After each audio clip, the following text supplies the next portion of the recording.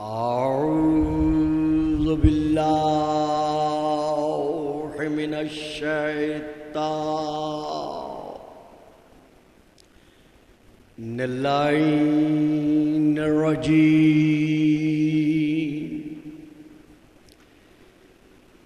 بسم اللہ الرحمن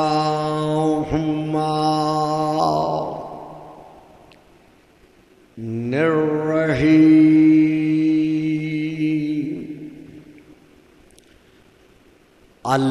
الحمد للہ رب الخلائق والبریات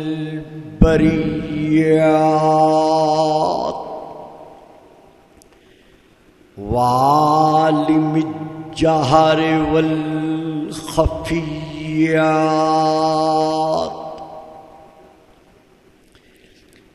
وبیدہ ملکوت الارضین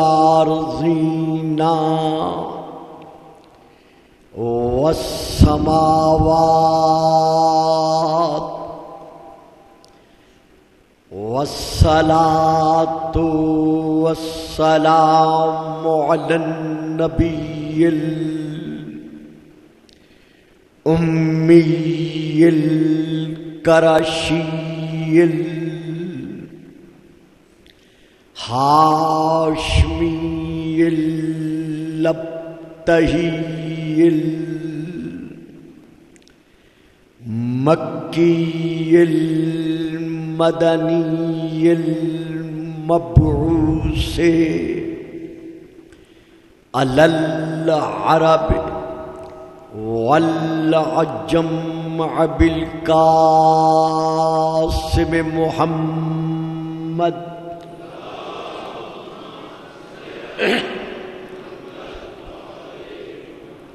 وعلى آلہ الطیبین الطاہرین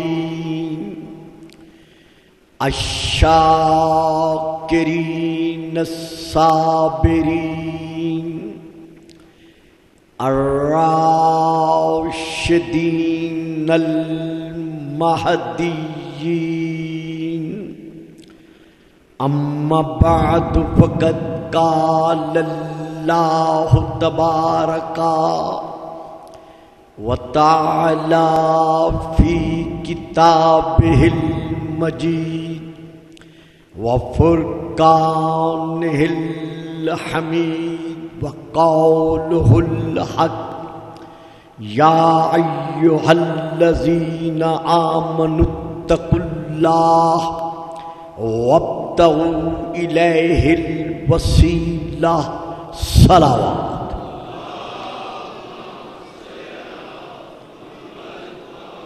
کہ خلاق عالم ان ایام مقدسہ کے صدقے میں ہمارے ملک پاکستان کو اور تمام تر عالم اسلام کو اور پوری دنیا انسانیت کو کرونا کی وبا سے امان عطا فرمائے۔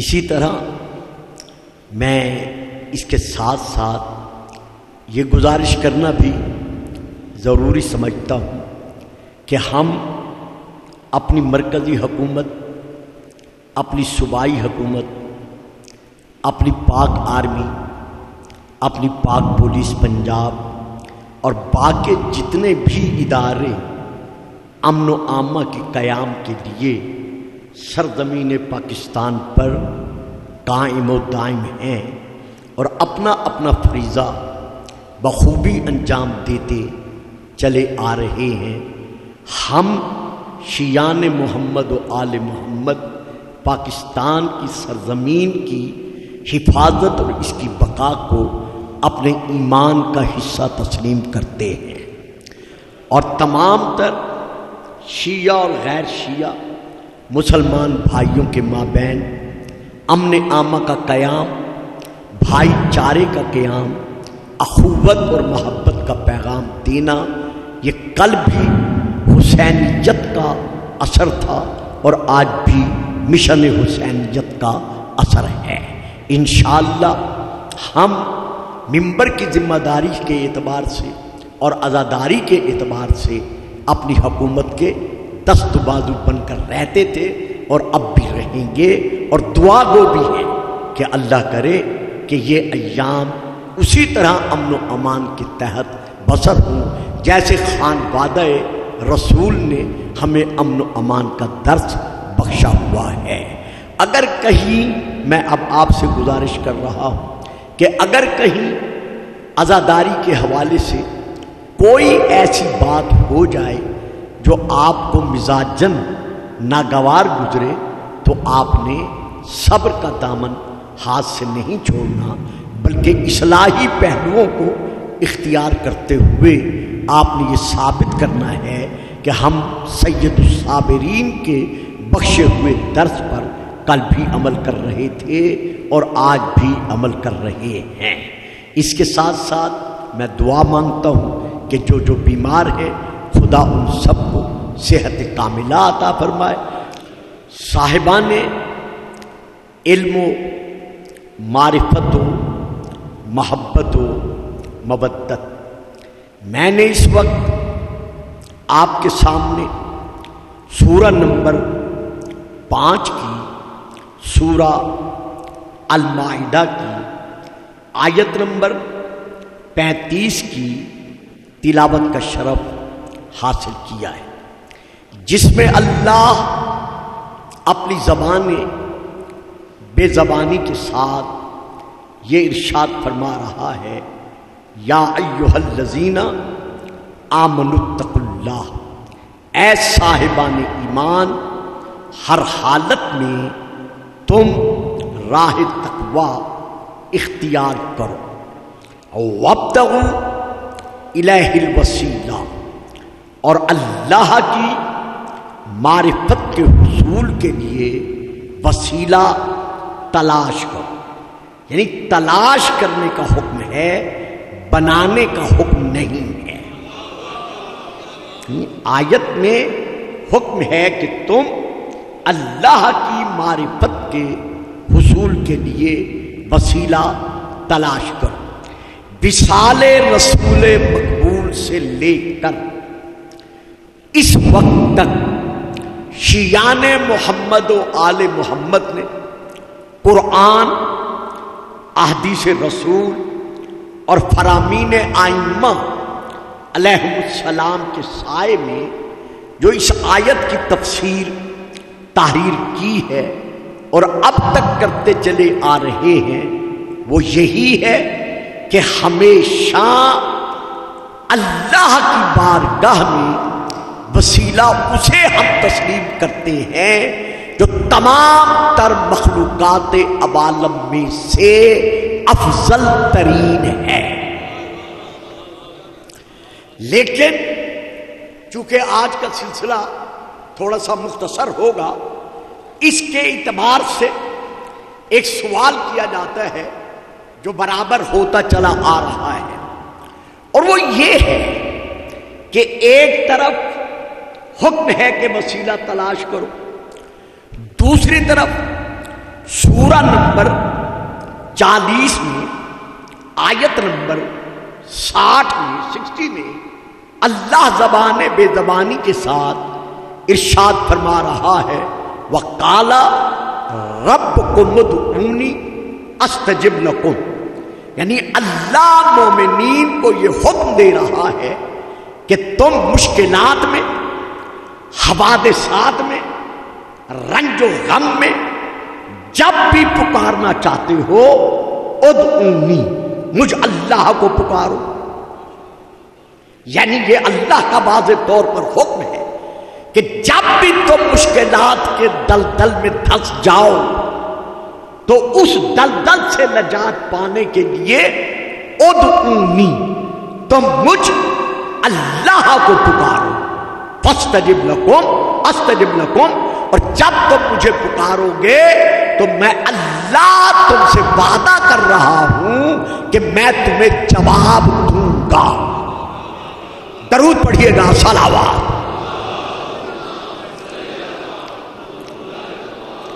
ایک ڈھیلی ڈھیلی صلوات اور بھی پڑھ دے، صلوات۔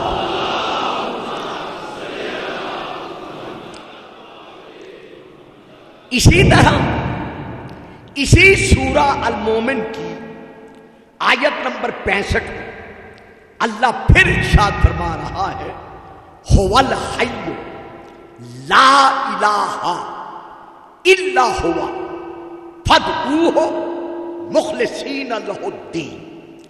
اللہ فرما رہا ہے هو الحی، اللہ حی ہے، یعنی مطلقاً اللہ حیات ہے، اس کے لیے موت نہیں۔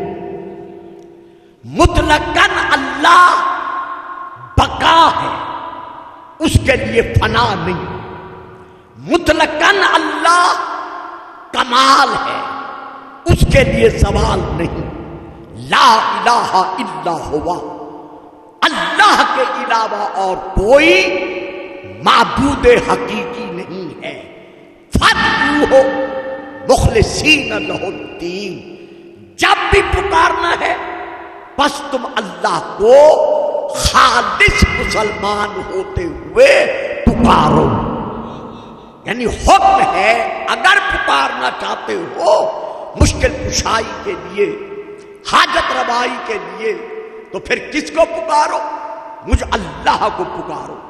اسی طرح سورہ نمبر 2 کی آیت نمبر 186 186 ہے کہ میرے حبیب وَإِذَا سَأَلَكَ عِبَادِي أَنِّي فَإِنِّي قَرِيبٌ أَنِّي فَإِنِّي قَرِيبٌ، یہ تیرے امتی تجھ سے میرے متعلق، یعنی میرے بندے تجھ سے میرے متعلق یہ سوال کرتے ہیں کہ اللہ کہاں ہے، اللہ کس مقام پر ہے، آیا کعبہ قوسین او ادنیٰ کے پردوں میں ہے، یا اللہ عرش اعظم پر کرسی نشین ہے، یا اللہ خود کرسی پر پراجمان ہے، یا اللہ آسمانوں میں سے کسی آسمان پر ہے۔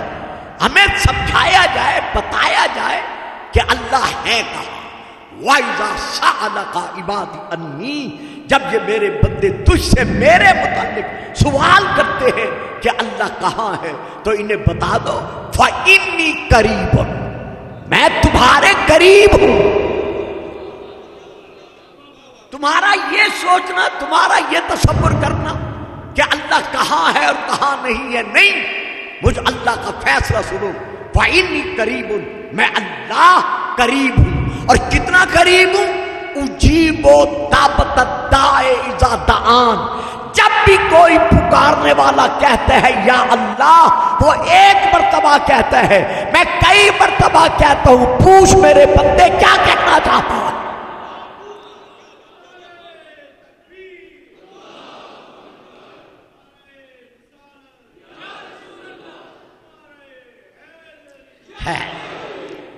تو اللہ کا فیصلہ ہے کہ اللہ قریب ہے۔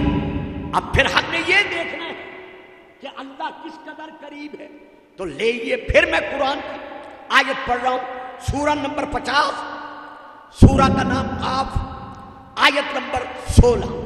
اللہ ارشاد فرما رہا ہے وَنَحْنُ أَقْرَبُ إِلَيْهِ مِنْ حَبْلِ الْوَرِيدِ، میں ہر ایک کی شہرت سے، یعنی رگ حیات سے زیادہ قریب ہوں۔ یعنی کوئی نہیں سمجھ سکتا، یہ اللہ کا قرب مکانی یہ بیان نہیں کیا جا سکتا، کیونکہ یہ اس قادر و قدیر کی قدرت کا کرشمہ ہے کہ اللہ ارشاد فرما رہا ہے کہ میں ہر ایک کی شہرت سے زیادہ قریب ہوں۔ اب یہاں ان آیات کو پڑھ کر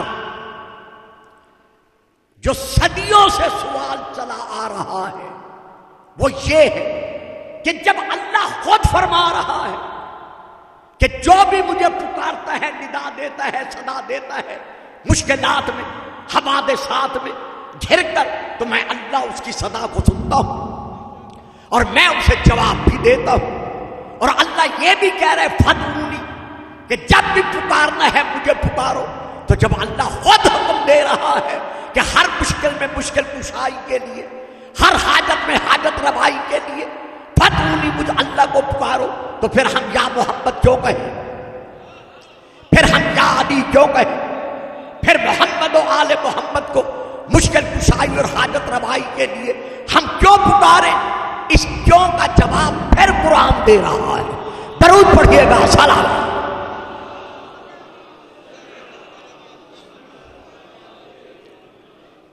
میرے محترم، میرے معظم سامعین، اب جو میں آیت پڑھ رہا ہوں یہ سورہ نمبر 20 کی، سورہ طٰہٰ کی آیت نمبر 8 ہے۔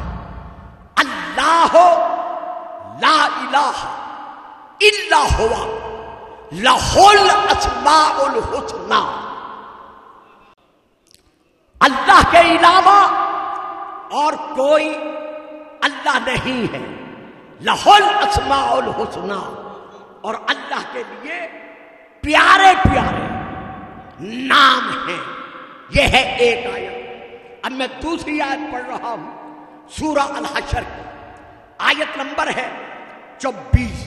هو اللہ الخالق البارئ المصور لہ الاسماء الحسنی، اللہ وہ ذات ہے جو مطلقاً خالق ہے۔ اگر کوئی کسی کو خلق کر کے دکھا رہا ہے تو وہ بے مشیت اللہ ہے، وہ بے اذن اللہ ہے۔ اللہ بذات خود مطلقاً خالق ہے، وہ پیدا کرنے والا ہے بغیر وسیلے کے، وہ تصویر بنانے والا ہے۔ وہ ماں کے رحم میں، پلسوں میں، تاریخ میں ایسی تصویر بناتا ہے ایک قطرہ آب سے کہ نہ ماں کو علم ہوتا ہے نہ باپ کو خبر ہوتی ہے۔ وہ اللہ مصور ہے، لہ الاسماء الحسنی، اور اللہ ہی کے لیے اسماء الحسنی ہے۔ اب میں پھر آیت پڑھ رہا ہوں، سورہ نمبر 7 آیت نمبر 180، جس میں اللہ پھر ارشاد فرما رہا ہے وَلِلَّهِ الْأَسْمَاءُ الْحُسْنَى، یاد رکھو اللہ ہی کے لیے اسماء الحسنى ہے، فَادْعُوهُ بِهَا، جب بھی اللہ کو پکارو، جب بھی اللہ کو پکارو، جب بھی اللہ سے کچھ مانگو، جب بھی اللہ سے کچھ طلب کرو، جب بھی اللہ سے کچھ کہو، فَادْعُوهُ بِهَا، تو اللہ کو پکارو ان اسماء الحسنى کے ساتھ۔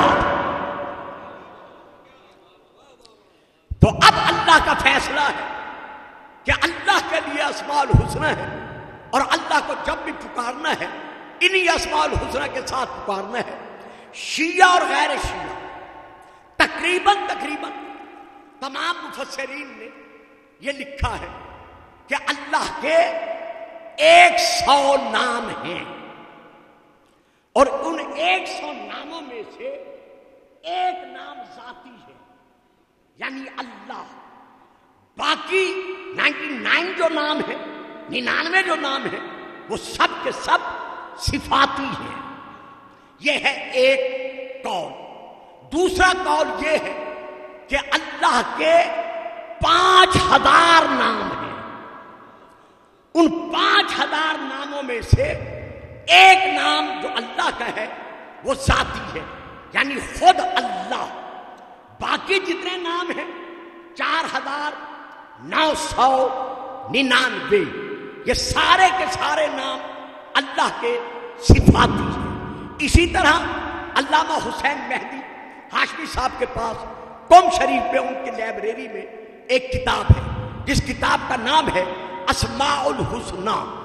اس کے مؤلف نے حضرت آدم سے لے کر امام مہدی علیہ السلام تک تمام دعائیں اور جتنی کتب آسمان سے نازل ہوئی ہیں وہ کتابیں، اور جتنے صحیفے نازل ہوئے ہیں وہ صحیفے، ان سے اللہ کے نام جمع کر کے جب انہوں نے جمع کر کے کتابی صورت بخشی ہے تو وہ نام بنے ہیں 25,000۔ سن رہے ہیں یا چلے گئے ہیں؟ درود پڑھیے گا، سلام۔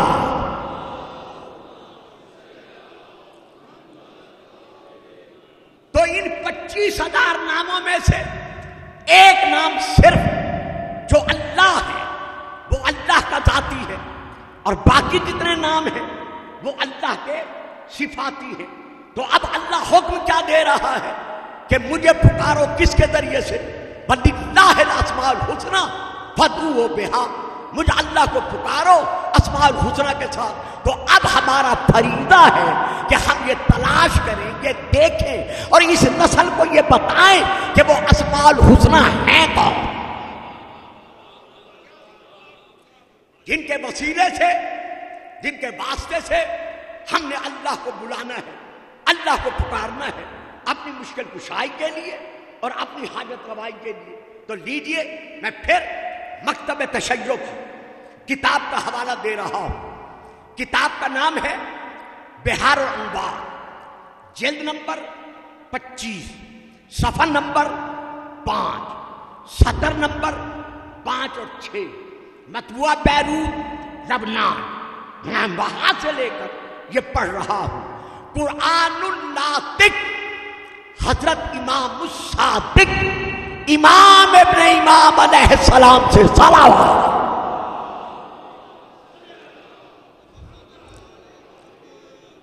کچھ صحابہ نے بیٹھ کر یہ عرض کیا کہ مولا اللہ جو فرما رہا ہے وَلِلَّهِ الْأَسْمَاءُ الْحُسْنَى فَادْعُوهُ بِهَا، کہ اللہ کے لیے اسماء الحسنہ ہے اور اللہ کو جب بھی پکارنا ہے انہی اسماء کے ساتھ پکارنا ہے۔ تو مولا وہ اسماء کون سے ہیں؟ اب میں حوالہ دے چکا ہوں اور یہ کتاب یہاں ہمارے ہاں اس ادارے کی لائبریری میں موجود ہے۔ اس میں یہ درج ہے، امام نے فرمایا قال ابو عبداللہ علیہ السلام نحن واللہ الاسماء الحسنى التي لا يقبل الله من العباد عملا الا بمعرفتنا۔ رب اکبر کی قسم، اللہ کے وہ اسماء الحسنى ہم محمد و آل محمد ہیں۔ یہاں تک لانے کے بعد اب میں ایک اردو کتاب کا حوالہ دے رہا ہوں تاکہ کچھ عزیز بچے جو ان کتب تک نہیں پہنچ سکتے، ویسے تو آج کل جو بھی ہمارے مراکز ہیں ان میں یہ کتابیں لائبریریوں میں موجود ہیں۔ جو بچہ بھی تشنگی بجھانے کے لیے جائے، ہمارے ادارے کے تمام علماء انتہائی خوش اخلاقی کے ساتھ اس کو درس حقیقت دے رہے ہیں اور دیتے رہیں گے۔ لیکن اسی تفسیر میں اب میں ایک حوالہ اردو کتاب کا پیش کر رہا ہوں۔ کتاب کا نام ہے مقدمہ کوكب الدری، صفحہ نمبر 38 یہی سوال حضرت علی سے کیا گیا۔ واہ جی واہ، بیٹا جی چپ چاپ نہیں بیٹھتے، ذرا تھوڑا تھوڑا بولتے رہتے ہیں۔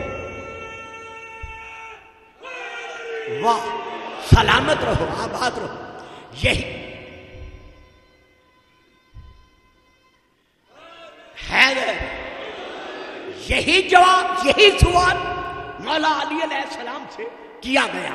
آپ نے یہاں ایک خطبہ پڑھا ہے، وہ وہاں اس صفحہ نمبر 38 پر وہ خطبہ موجود ہے۔ میں سارا خطبہ نہیں پڑھ سکتا اور نہ مجھے وہ پڑھنا چاہیے چونکہ مجھے کچھ آگے بڑھنا ہے۔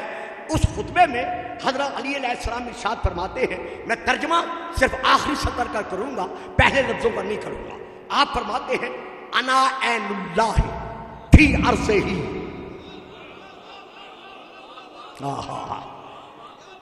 کہ میں کرۂ ارضی پر اللہ کی دیکھنے والی آنکھ ہوں۔ اس کا یہ مقصد نہیں کہ علی یہی آنکھ ہے، بلکہ اس سے مراد کیا ہے کہ جتنے کرۂ ارضی میں حجابات ہیں، میں علی وہ علی ہوں کہ مشیت الہی کے سائے میں کوئی پردہ میری نگاہ میں پردہ نہیں ہے۔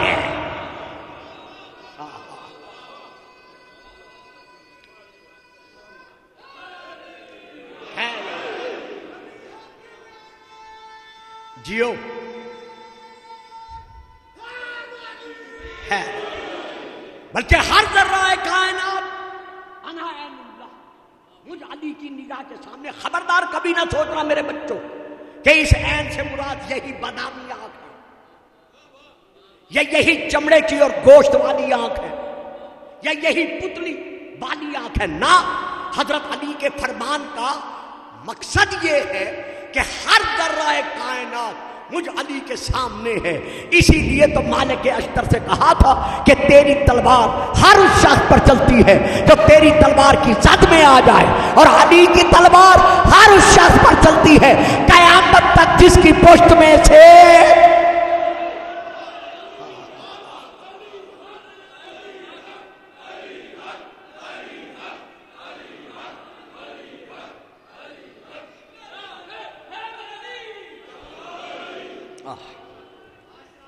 اس کے بعد آپ فرماتے ہیں وَلِسَانُهُ النَّاطِقُ فِي خَلْقِهِ اللہ اکبر. میں اللہ کی مخلوق میں اللہ کی منہ بولتی زبان ہوں.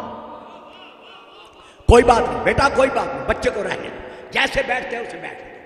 یہ بھی ماں باپ کی تربیت کا اثر ہے کہ جو بچے شرارت کیے بغیر نہیں رہ سکتے وہ مجلس میں باادب نظر آتے. درود پڑھیے گا. صلوات. تو آپ فرماتے ہیں میں اللہ کی مخلوق میں اللہ کی منہ بولتی زبان. کیا مقصد؟ یعنی میں جو کچھ کہتا ہوں اس پہ شک نہ کرنا. وہ کل بھی حق تھا اور آج بھی حق ہے. علی جو مال حق، علی کا وجود حق ہے. لہذا علی کی زبان سے جو ادا ہوتا ہے ہر لفظ حق ہے، ہر لفظ کا ہر حرف حق ہے. تشریف پھر ہو. اس کے بعد پھر فرماتے ہیں انا نور اللہ الذی لا یطفا. علی کی عداوت پر کمر بستہ رہنے والوں آؤ علی سے سن لو، میں اللہ کا وہ نور ہوں جو تم سے کبھی بجھایا نہیں جا سکتا.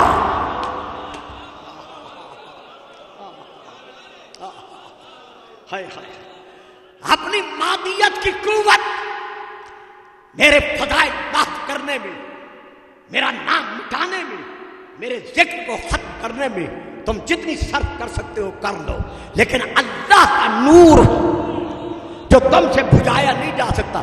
بڑی اچھی بات لکھی ہے، بات بڑھتی جا رہی ہے، کلاک بڑھنے نہیں دے رہا. بڑی اچھی بات لکھی ہے حضرت علامہ ابن حدید نے شرح نہج البلاغہ کے مقدمہ میں. وہ لکھتے ہیں کہ میں اس علی کے متعلق کیا کہوں جس کے فضائل کو دشمنوں نے چھپایا حسد کی وجہ سے.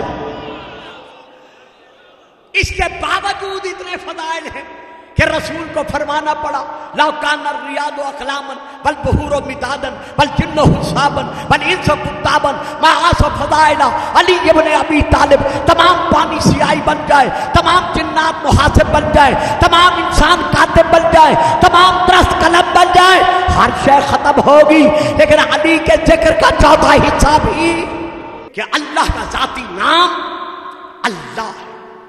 اب اللہ کے لیے علماء نے اس اسم کے لیے جو تفسیر بیان کی ہے اور جو تشریحات لکھی ہیں وہ بہت زیادہ ہیں.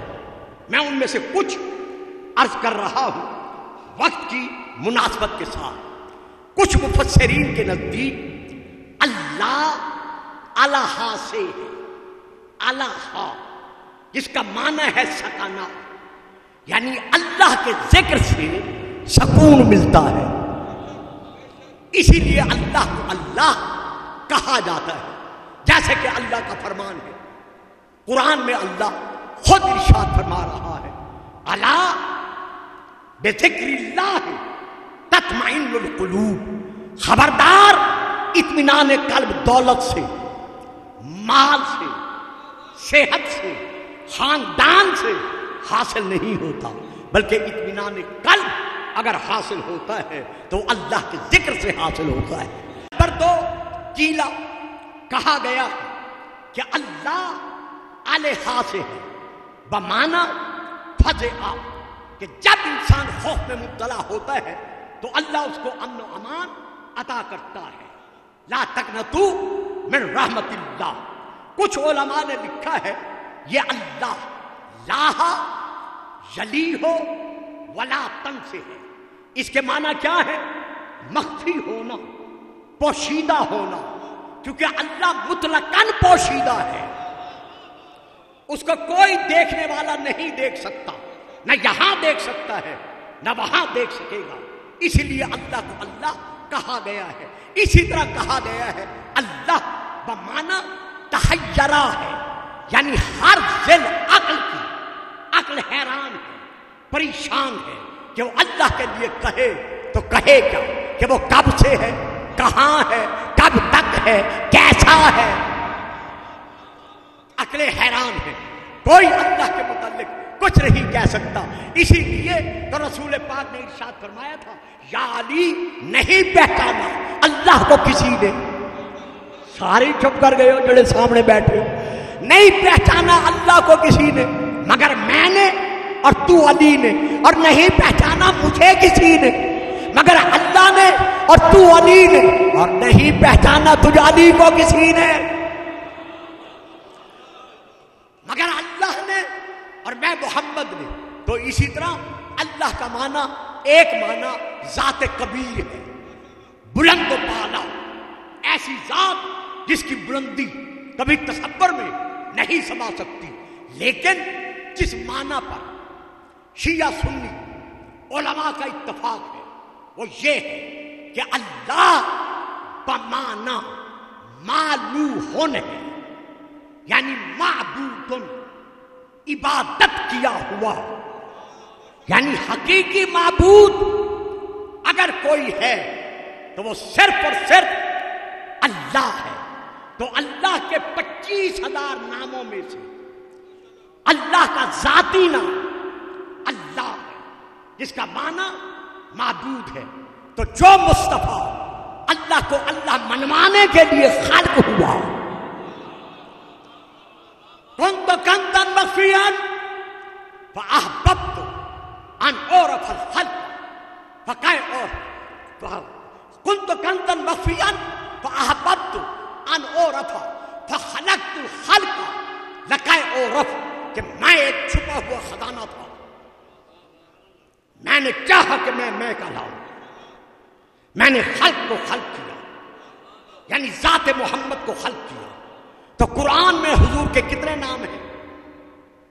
علماء کے اختلاف کے ساتھ پہلے ہے 10۔ کما کاما نمبر 1، لما کاما عبداللہ، قرآن میں رسول کو عبداللہ کہا گیا ہے۔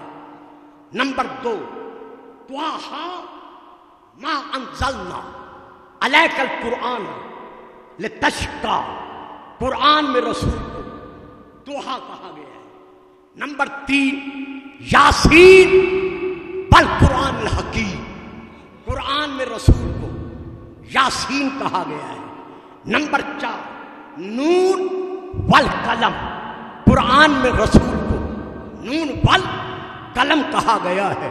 نمبر 4، قرآن میں رسول کو ذکر قد انزل اللہ الیکم ذکر رسولہ، رسول کو ذکر کہا گیا ہے۔ نمبر 5، قرآن میں رسول کو یا ایھا المزمل کہا گیا ہے۔ نمبر 6، قرآن میں رسول کو یا ایھا المدثر کہا گیا ہے۔ نمبر 7، قرآن میں رسول کو یا ایھا الرسول کہا گیا ہے۔ نمبر 8، قرآن میں رسول کو یاتی من بعد اسمہ احمد، احمد کہا گیا ہے۔ اور نمبر 9، قرآن میں رسول کو اللہ تعالیٰ نے مبشر کہا ہے۔ اور نمبر 10، قرآن میں رسول کو اللہ نے میم ہے میم دال یعنی محمد کہہ کے منگوا لیا ہے کہ باقی نام صفاتی ہیں، محمد نام ذات۔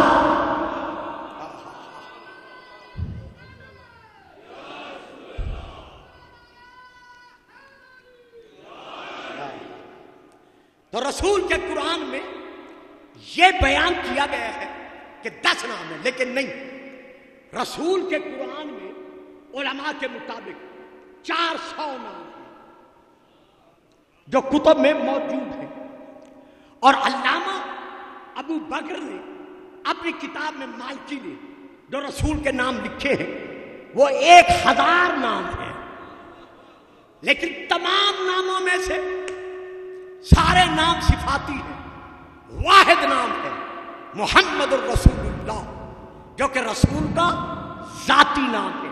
یہی وجہ ہے کہ حضرت بی بی صفیہ بنت عبد المطلب رسول کی پھوپھی مبارکہ رضی اللہ تعالی عنہ ارشاد فرماتی ہے، کتاب کا نام سیرت رسول عربی، حضرت علامہ الہی بخش صاحب کی، یا پتہ نہیں کوئی اور نام ہے، میرے ذہن میں نام نہیں ہے، ان کی ایک بار کتاب کا نام ہے سیرت رسول عربی۔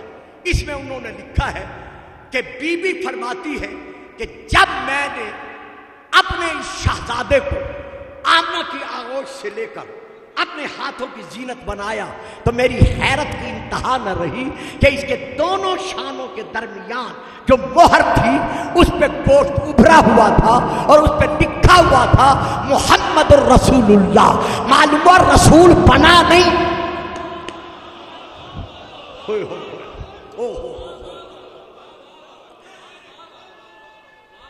واہ،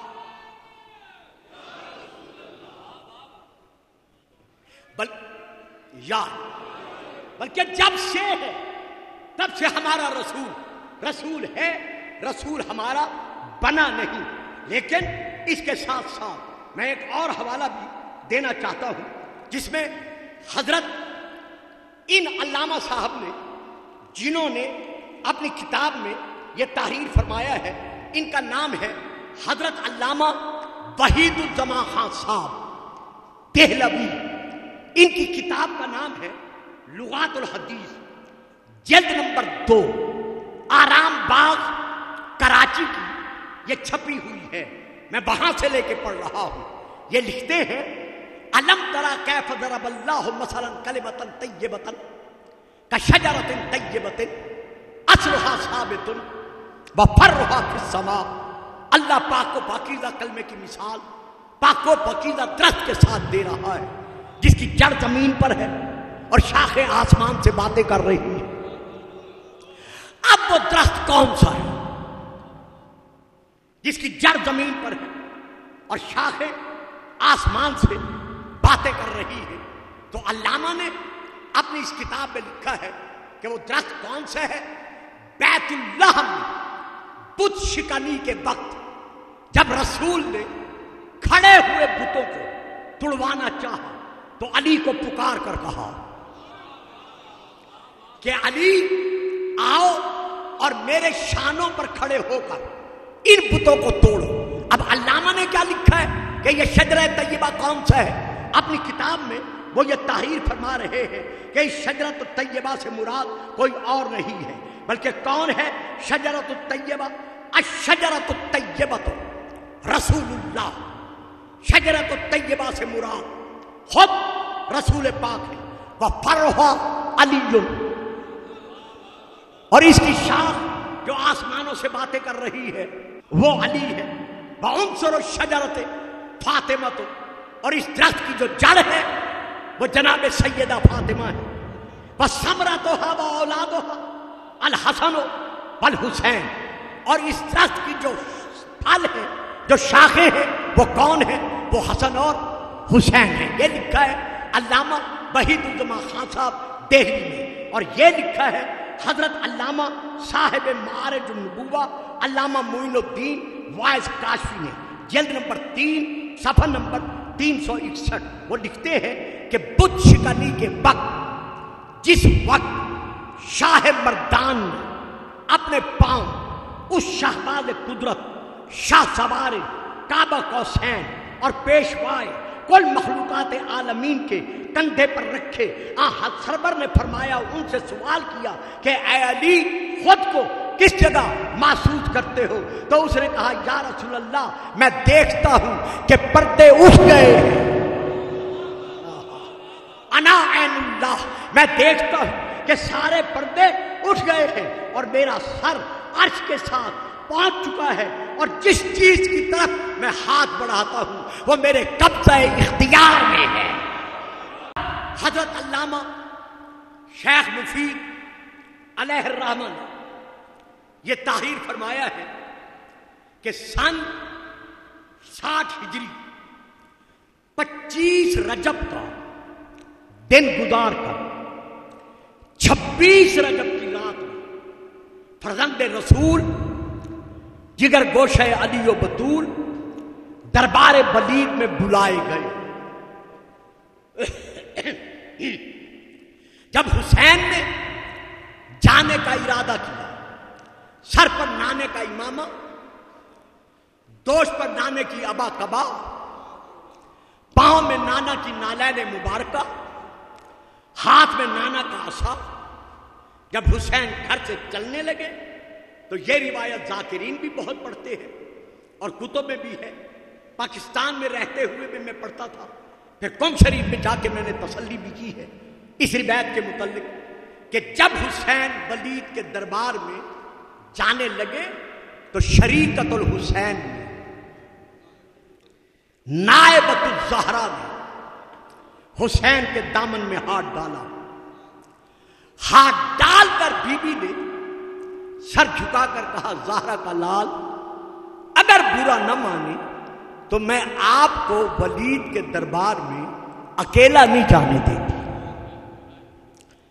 جب بی بی نے کہا میں اکیلا نہیں جانے دیتی، حسین نے بہن کی طرف دیکھ کر فرمایا، بہن تسلی رکھو، یہ ہمارا اپنا وطن ہے، یہ نانے کا مدینہ ہے، میں اپنے نانے کے مدینے میں ولید کے دربار میں جا رہا ہوں۔ جب امام نے فرمایا نا یہ ہمارا اپنا وطن ہے، یہ نانے کا مدینہ ہے، سیدہ کی آنکھوں میں آنسو بھر آئے، کہا حسین اس مدینے نے زینب کو بہت لوٹا ہے، یہ وہی مدینہ ہے جہاں میری ماں بطول بابا کے وصال کے بعد یتیمی کے غم میں اس انداز میں روئی کہ میری ماں کو کہنا پڑا، بابا تیری بیٹی پر تیرے بعد اتنے مصائب پڑے ہیں، سبت علیہ مصائب لو انہا علی الایام سرن لیا لیا، کہ اگر یہی مصیبتیں جو بطول پر پڑی ہیں یہ دنوں پر پڑتی تو دن راتوں میں تبدیل ہو جاتی۔ میرے امام بھیا یہ وہی مدینہ نہیں جہاں میرے بابا علی سے میری ماں نے روتے ہوئے کہا تھا کہ میرے سرتاج میں نے سنا ہے کہ کچھ لوگ آپ کو سلام نہیں کرتے، تو میرے بابا نے روتے ہوئے کہا تھا، بطول رونا اس بات کا نہیں کہ کچھ لوگ مجھے سلام نہیں کرتے، بلکہ رونے والی بات یہ ہے کہ کچھ لوگوں کو میں سلام کرتا ہوں وہ مجھے جواب بھی نہیں دیتے۔ میرے حسین بھیا یہ وہی مدینہ ہے جہاں میرے بھائی حسن کا تابوت گھر سے کفن میں لپٹا ہوا جب نانا کے مزار کے قریب پہنچا تھا تو بجائے تابوت پر چادریں چڑھانے کے، پھول برسانے کے، اتنے تیر برسے کہ 7 تیر، اور کچھ مورخین نے زیادہ لکھا ہے، کفن سے گزر کر میرے بھیا کے جسم میں پیوست ہو گئے، گیا ہوا تابوت گھر میں واپس آیا۔ حسین میں آپ کو اکیلا کیسے جانے دوں؟ ابھی گفتگو ہو رہی تھی کہ سیدہ کی نگاہ پڑی علی کی تصویر، علی کی شبیہ جناب عباس پر، جیسے عباس کو دیکھا بی بی نے دامن چھوڑ کر کہا، حسین اب بے شک چلے جاؤ۔ جسے بابا نے آپ کی حفاظت کے لیے مانگا تھا خدا سے، وہ عباس آ گیا۔ 19 جوانان بنی ہاشم کی تلواروں کے سائے میں اور 21 باوفا غلاموں کی تلواروں کے سائے میں حسین دربار ولید تک گئے۔ امام نے دروازے پر ان سب کو روک دیا کہ اگر ضرورت پڑی تو میں نعرہ تکبیر کی صدا بلند کروں گا، تم دربار میں آ جانا، ورنہ دربار پہ رک جاؤ۔ ولید نے بڑھ کر احترام کیا، آپ کو کرسی دی، بڑی تہذیب ادب کے ساتھ آپ کو کرسی پہ بٹھایا۔ میں ہاتھ باندھ کر کہتا ہوں، مولا جب مدینے میں آپ دربار میں گئے تھے آپ اکیلے گئے تھے، آپ زخمی نہیں تھے، آپ کے ساتھ لٹی پھٹی سیدانیاں نہیں تھی، بلکہ آپ کے ساتھ جوانان بنی ہاشم تھے۔ لیکن ہائے کوفہ اور شام کا دربار، جب آپ کا بیٹا بیمار سجاد گیا تو گلے میں توق تھا، پاؤں میں بیڑیاں تھیں. اس قدر ظالموں نے پتھر برسائے کہ جناب سیدہ زینب کو کہنا پڑا شامیو ہم روم اور ترکی کی قیدر غلام کنیزیں نہیں ہیں بلکہ نحن بنات رسول اللہ، ہم تو تمہارے رسول کی بیٹیاں ہیں. گفتگو کے بعد امام نے جب جانے کا ارادہ کیا، ولید نے کہا ٹھیک ہے مولا، سب آپ جو فرمائیں گے اس کے مطابق فیصلہ ہوگا. حسین جانے لگے، کسی نے قتل کا اشارہ کیا. ابھی اشارہ کیا ہی تھا، امام نے صدا دے کر کہا اللہ اکبر. ابھی اکبر کی ریس ختم نہیں ہوئی تھی کہ جوانان بنی ہاشم میں غلاموں کے دربار کا دروازہ کھول کر اس انداز میں اندر آئے کہ دربار کی زمین میں لرزہ پیدا ہو گیا. حسین آگے بڑھے، دونوں ہاتھ عباس کے سینے پر رکھے، آنکھوں میں آنسو بھر آئے، بھائی کا منہ سا چوم کر کہا عباس میں نے کب کہا ہے کہ دربار میں تلوار اٹھانی ہے؟ چلو میرے ساتھ واپس چلو. تمام جوانان بنی ہاشم کو لے کر تلواروں کے سائے میں حسین گھر کے دروازے پر پہنچے. اندر سے دروازہ بند تھا. حالت کیا تھی؟ امام کی 11 بہنیں، امام کے حرم، امام کی بیٹیاں جب سے مولا دربار میں گئے تھے دیہی کے دروازے پر کھڑے، آنکھوں میں آنسو ہیں. سیدہ بار بار رو کر کہہ رہی ہے بیبیو دعا مانگو، اللہ کرے میرا حسین خیر سے آ جائے. اگر حسین کا ایک بال ٹوٹ گیا زینب دنیا میں زندہ نہیں رہنے سکے گی. اس قدر بیبیاں روئیں کہ زمین آنسوں سے تر ہو گئی. جب حسین آئے دروازہ کھلا، مولا نے اندر قدم رکھا. قدم رکھتے ہی حسین پر بی بی کی نظر پڑی، آواز دے کر کہتے ہیں زہرا کا لال بتاؤ دربار میں کیا ہوا، دربار میں کیا ہوا. امام فرماتے ہیں بہن پہلے آپ بتائیں دروازے پر کب سے کھڑی ہو جو تمہارے پاؤں پہ برم آ گئے؟ کہا حسین جب سے دربار میں گئے ہو زینب کے دل کو قرار نہیں آیا، میں دروازے پر تمہارے انتظار میں کھڑی ہوں. رونے والوں میں ہاتھ باندھ کر کہتا ہوں بی بی آج آپ نے حسین کا انتظار دروازے پر کھڑے ہو کے کیا. حسین آ تو گیا لیکن ہائے کربلا، جب آخری سلام کر کے گیا تھا بی بی آپ انتظار کرتی رہی، بجائے حسین کے آنے کے ایک مرتبہ ندا گونجی اِنَّ لِلَّهِ. بہن آپ کے پاؤں پر برم آ گئے. کہا حسین میرے پاؤں کے برم مت دیکھو، مجھے اتنا بتاؤ دربار میں کیا بیتی. امام جھکتے جھکتے جھک کر بہن کے سر کا بوسہ لیا. بوسہ لے کر دربار کے حالات سنانے کی بجائے امام کی آنکھوں میں آنسو بھر آئے. 3 مرتبہ کہا اِنَّ لِلَّهِ وَإِنَّ إِلَيْهِ رَاجِعُونَ. بہن مدینہ مدینے والوں کا ہے، ہم نے مدینہ چھوڑ کر جانا ہے. 27 رجب کا دن گزار کر 28 رجب کی رات کو جب زہرا کا لال زہرا کا بیٹا مدینہ چھوڑ کر چلنے لگا قافلے کو لے کر، تو چاروں طرف سے مدینے سے آواز آ رہی تھی الوداع الفراق. تمام قافلہ جب تیار ہو گیا تو 7 سالہ سغرا بیمار سغرا آگے بڑھی، بابا کے بڑھ کر دامن میں ہاتھ ڈالا، نحیف آواز میں کہا بابا آپ امام ہیں، آپ کا حکم ہے کہ سغرا تو نے مدینے رہنا ہے. بابا میں کچھ عرض نہیں کرتی، مجھے اتنا بتا دو کب واپس آؤ گے؟ بابا کب پلٹو گے؟ روتے ہوئے حسین جھکے، بیٹی کا سر چوما، کہا سغرا آج کے بعد نانے کے مزار کا چراغ تو نے جلانا ہے. حسین جا کے واپس نہیں آئے گا. بابا انتظار کب تک کروں؟ بیٹا سن 61 ہجری 10 محرم کا دن اگر انتظار ہو سکے تو کرنا. اسی انتظار میں 7 سالہ سغرا ضعیفہ بن گئی. بیٹیوں والوں یہ صرف ذاکروں کی ذاکری نہیں ہے، یہ تاریخ کے فکرے ہیں. 7 سالہ سغرا کے سر کے بال سفید ہو گئے، کمر جھک گئی، دیواروں کا سہارا لے کر چلتی تھی اور آواز دے کر کہتی تھی بابا ہو سکتا ہے سغرا 10 محرم سے پہلے مر جائے۔ صاحبان دل، صاحبان غم، یہ آپ کے آنسو وہ آنسو ہیں جس کے لیے سیدہ بطول رو رو کر بابا سے پوچھتی رہی کہ بابا میرا جو حسین کربلا میں مارا جائے گا، عالم پردیس میں مارا جائے گا، اس کو غسل کون دے گا، اس کو کفن کون پہنائے گا، بابا اس کے غم میں روئیں گے کون؟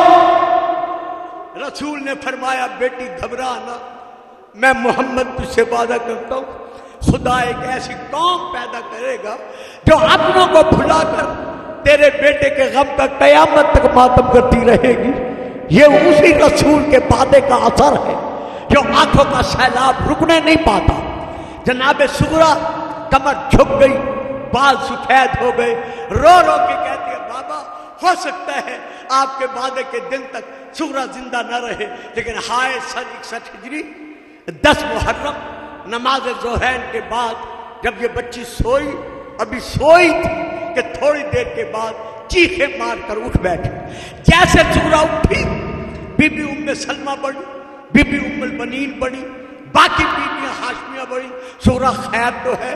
کہا بیویوں خیر نہیں ہے۔ کیوں سغرا؟